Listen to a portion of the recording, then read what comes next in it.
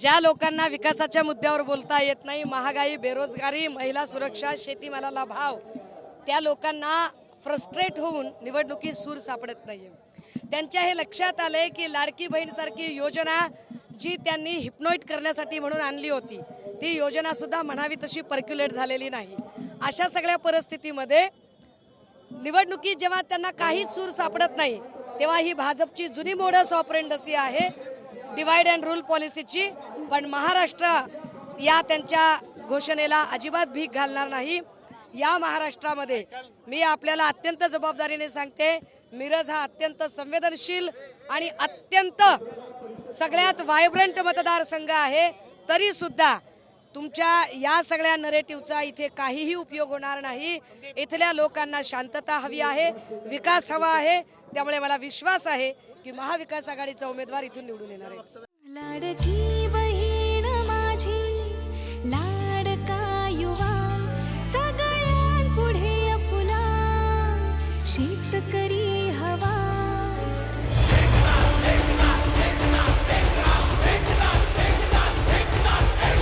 शिवसेना जिंदाबाद, दृश्यमान जिंदाबाद, शिवसेना जिंदाबाद, दृश्यमान जिंदाबाद, शिवसेना जिंदाबाद, दृश्यमान जिंदाबाद।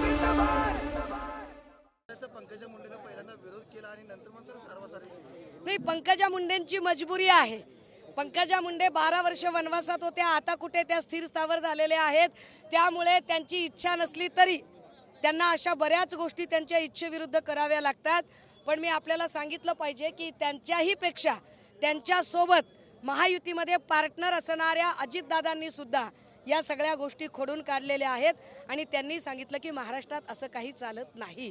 याचा स्पष्ट अर्थ असा आहे की भाजपला लोकांमध्ये भांडणं लावल्याशिवाय, दंगली घडवल्याशिवाय, रक्तपात केल्याशिवाय निवडणुका जिंकता येत नाहीत।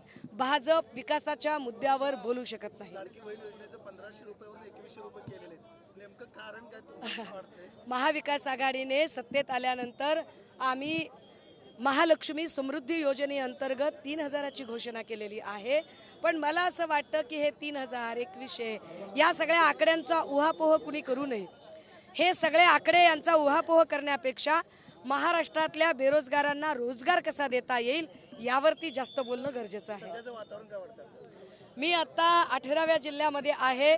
मी गडचिरोली, चंद्रपूर, वर्धा, अमरावती, नागपूर, जालना, संभाजीनगर, नांदेड, हिंगोली, लातूर, धाराशिव, बीड, नगर, नाशिक, जळगाव हे सगळे जिल्हे केल्यानंतर जबाबदारीने सांगते की सगळीकडे महाविकास आघाडीला अत्यंत पोषक वातावरण आहे आणि निश्चितपणे या वेळेला महाविकास आघाडी आपलं सरकार स्थापन करेल। काही उद्धव ठाकरे यांची बॅगा चेक केल्यात, म्हणजे इथे अमोल कोल्हेंची पण चांगली बॅगा चेक केल्या। सलग 4 वेळा उद्धव साहेबांची बॅग चेक करणं हे एका प्रतिष्ठित व्यक्तीला जाणीवपूर्वक लक्ष करणं आहे आणि याच वेळेला जाणीवपूर्वक एक दबाव तंत्र निर्माण करण्याचा प्रयत्न आहे की पहा, राज्याचा मुख्यमंत्री असणाऱ्या व्यक्तीची किंवा एका पक्षाच्या प्रमुखाची जर आम्ही बॅग तपासू शकतो तर खाली कार्यकर्त्यांवर आम्ही कधी गुन्हे दाखल करू शकतो।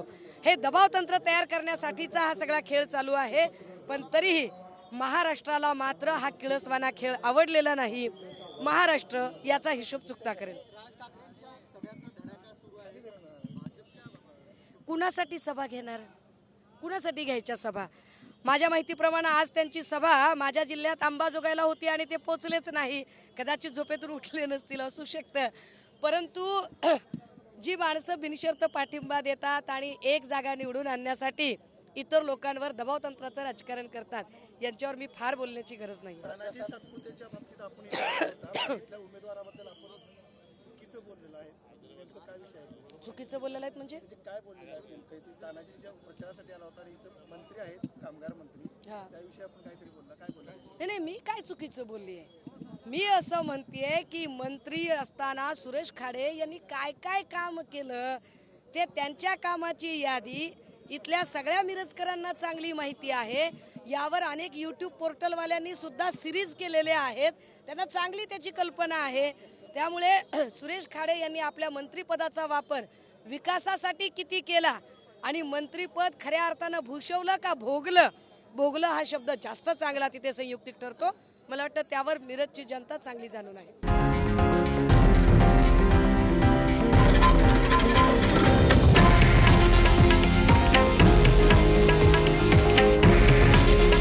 हे आहे देशातील नंबर 1 न्यूज नेटवर्क आणि आपण पाहत आहात TV9 मराठी. काळजी तुमची, हित महाराष्ट्राचं.